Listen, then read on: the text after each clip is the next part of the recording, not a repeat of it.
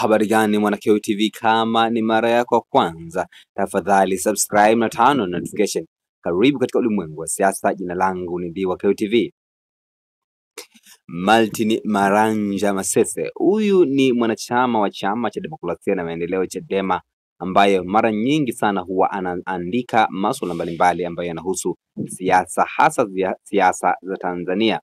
Martin Maranja Masese ameandika au ameonya Chama cha Demokrasia na Maendeleo Chadema kwa ajili ya kutofanya mazungumzo yote ya kugawana madaraka. Nataka ninukuu hiki ambacho ameandika Martin Maranja Masese katika mtandao wa Twitter, na nukuu: mazungumzo yote ya kugawana madaraka na vyeo vya kisiasa hapana, wafanye wahuni tu. Msingi wa mazungumzo ujengwe katika ukweli na uwajibikaji.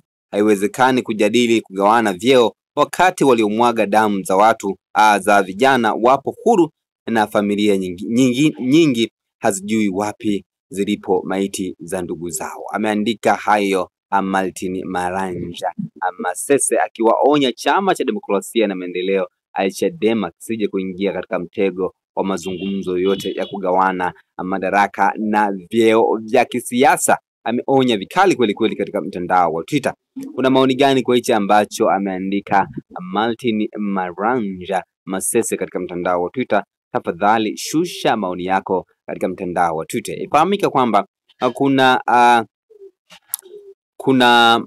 kuna fununu za kwamba kuna maridhiano yanakuja baina ya vyama vya upinzani na chama tawala, lakini na wananchi kwa ujumla, kutokana na tukio lililotokea katika tarehe 29 Oktoba, ambapo siku hiyo iliweza kugeuka kuwa siku ya maandamano badala ya kuwa siku ya uchaguzi.